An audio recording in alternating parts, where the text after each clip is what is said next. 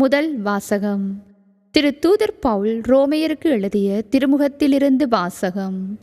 சகோதர சகோதரிகளே, உங்கள் அன்பு கள்ளமற்றதாய் இருப்பதாக. தீமையை வெறுத்து நன்மையை பற்றி கொள்ளுங்கள். உடன்பிறப்புகள் போன்று ஒருவருக்கொருவர் உளங்கனிந்த அன்பு காட்டுங்கள். பிறர் உங்களை விட மதிப்புக்கு உரியவரென எண்ணுங்கள். விடாமுயற்சியோடும் ஆர்வமிக்க உள்ளத்தோடும் ஆண்டவருக்கு பணிபுரியுங்கள். எதிர்நோக்கி இருப்பதில் மகிழ்ச்சி கொள்ளுங்கள். துன்பத்தில் தளரா மனத்துடன் இருங்கள். இறை வேண்டலில் நிலைத்திருங்கள். வறுமையுற்ற இறை மக்களோடு உங்களிடம் உள்ளதை பகிர்ந்து கொள்ளுங்கள். விருந்தோம்பலில் கருத்தாயிருங்கள். உங்களை துன்புறுத்துவோருக்கு ஆசி கூறுங்கள். ஆம், ஆசி கூறுங்கள். சபிக்க வேண்டாம்.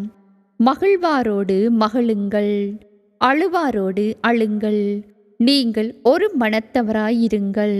உயர்வு மனப்பான்மை கொள்ளாமல் தாழ்நிலையில் உள்ளவர்களோடு நன்கு பழகுங்கள். இது ஆண்டவர் வழங்கும் அருள்வாக்கு. புனித லூக்கா எழுதிய நற்செய்தியிலிருந்து வாசகம். அதிகாரம் 1, இறைவசனங்கள் 39 தொடக்கம் 56 முடிய. அக்காலத்தில் மரியா புறப்பட்டு யூதேய மலைநாட்டிலுள்ள ஓர் ஊருக்கு விரைந்து சென்றார். அங்கே சக்கரியாவின் வீட்டை அடைந்து எலிசபெத்தை வாழ்த்தினார். மரியாவின் வாழ்த்தை எலிசபெத்து கேட்டபொழுது அவர் வயிற்றிலிருந்த குழந்தை மகிழ்ச்சியால் துள்ளிற்று. எலிசபெத்து தூய ஆவியால் முற்றிலும் ஆட்கொள்ளப்பட்டார். அப்போது அவர் உரத்த குரலில், பெண்களுள் நீர் ஆசி பெற்றவர், உம் வயிற்றில் வளரும் குழந்தையும் ஆசி பெற்றதே. என் ஆண்டவரின் தாய் என்னிடம் வர நான் யார்? உம் வாழ்த்துரை என் காதில் விழுந்ததும் வயிற்றினுள்ளே குழந்தை பேறுவகையால் துள்ளிற்று. ஆண்டவர் உமக்கு சொன்னவை நிறைவேறும் என்று நம்பிய நீர் பேறு பெற்றவர் என்றார். அதைக் கேட்ட மரியா பின்வருமாறு கூறினார்: ஆண்டவரை எனது உள்ளம் போற்றி பெருமைப்படுத்துகின்றது. என் மீட்பராம் கடவுளை நினைத்து எனது மனம் பேருவகை கொள்கிறது. ஏனெனில் அவர் தம் அடிமையின் தாழ்நிலையை கண்ணோக்கினார். இது முதல் எல்லா தலைமுறையினரும் என்னை பேறு பெற்றவர் என்பர். ஏனெனில் வல்லவராம் கடவுள் எனக்கு அரும்பெரும் செயல்கள் செய்துள்ளார். தூயவர் என்பதே அவரது பெயர். அவருக்கு அஞ்சி நடப்போருக்கு தலைமுறை தலைமுறையாய் அவர் இரக்கம் காட்டி வருகிறார். அவர் தம் தோள் வலிமையை காட்டியுள்ளார். உள்ளத்தில் செருக்குடன் சிந்திப்போரை சிதறடித்து வருகிறார். வலியோரை அரியணை நின்று தூக்கி எறிந்துள்ளார். தாழ்நிலையில் இருப்போரை உயர்த்துகிறார். பசித்தோரை நலன்களால் நிரப்பியுள்ளார். செல்வரை வருங்கையராய் அனுப்பிவிடுகிறார். மூதாதையருக்கு உரைத்தபடியே அவர் ஆபிரகாமையும் அவர் தம் வழிமரபினரையும் என்றென்றும் இரக்கத்தோடு நினைவில் கொண்டுள்ளார். தம் ஊழியராகிய இஸ்ரேலுக்கு துணையாக இருந்து வருகிறார்.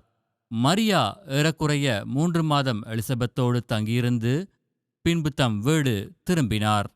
இது கிறிஸ்து வழங்கும் நற்செய்தி. கிறிஸ்து இயேசுவுக்குள்ளே பிரியமான சகோதரங்களே, இன்றைய நாளிலே நம்முடைய தாய் திருச்சபையானவள் தூய கன்னிமரியா எலிசபெத்தை சந்தித்த திருவிழாவை கொண்டாடி மகிழ்கின்றாள். இன்றைய நாளிலே நாங்கள் விசேடமாக பார்க்கிறோம். இந்த மாதம் முழுவதும் அன்னை மரியாளினுடைய வணக்க மாதமாக நாங்கள் அதை கொண்டாடுகின்றோம்.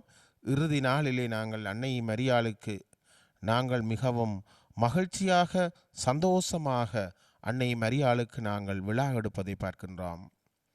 அன்னை மரியாள் தன்னுடைய வாழ்விலே பல பண்புகளை கொண்டிருந்தால் அதிலும் நாங்கள் பார்க்கின்றோம் இன்றைய நாளிலே நற்செய்தியிலே கூறப்படுகின்ற முக்கிய பண்பு அன்னை மரியாள் மற்றவர்களுக்கு உதவி செய்கின்ற பண்பை கொண்டிருந்தாள். தன்னுடைய உறவினரான எலிசபெத்து முதிர்ந்த வயதிலே கருவுற்று ஒரு மகனை பெறப்போகின்றார் என்று வானதூதரால் அறிவிக்கப்பட்ட பொழுது அன்னை மரியாள் தூரம் பார்க்கவில்லை, தன்னுடைய வசதி வாய்ப்புகளை பார்க்கவில்லை. மாறாக உடனடியாக தன்னுடைய உறவினரான எலிசபெத்து முதிர்ந்த வயதில் கருவுற்றிருக்கிறாள் என்பதை கேள்வியுற்று அங்கு இருக்கின்றவருடைய வீட்டிற்கு விரைந்து செல்வதை நாங்கள் பார்க்கின்றோம்.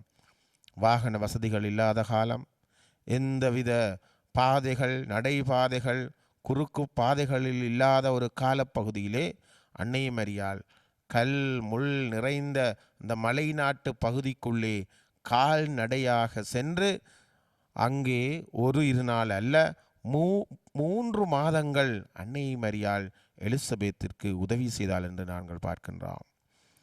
நாங்கள் எங்களுடைய சாதாரண வாழ்வை எடுத்து பார்க்கின்ற பொழுது, ஏன் நம்முடைய உறவினர்கள் கூட நோயுற்று இருக்கின்ற பொழுது, அவர்கள் மரணத் தருவாயில் இருக்கின்ற பொழுது, நாங்கள் பல வேளைகளிலே அவர்களை சந்திப்பதற்கு சொல்லுகின்றோம்.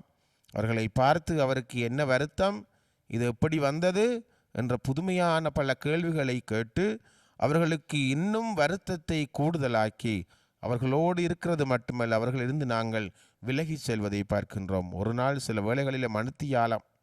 ஆனால் இங்கு அன்னை மரியாள் 3 மாதங்கள் எலிசபெத்தோடு தங்கியிருந்து அவருக்கு பணிவிடை புரிவதை பார்க்கின்றோம். இதுதான் அன்னை மரியாளிலே விளங்கிய ஒரு பண்புகளில் முக்கிய பண்பாக இருப்பது, மற்றவர்களுக்கு உதவி செய்வது. இதைவிட பல பண்புகள் அன்னை மரியாளிலே இருப்பது நாங்கள் பார்க்கின்றோம். காணாவோர் திருமணத்திலே திராட்சரசம் தீர்ந்து போகின்ற பொழுது அன்னை மரியாள் அங்கும் மற்றவர்களுடைய தேவையை உணர்ந்தவர்களுக்கு உதவி செய்வதை பார்க்கின்றோம்.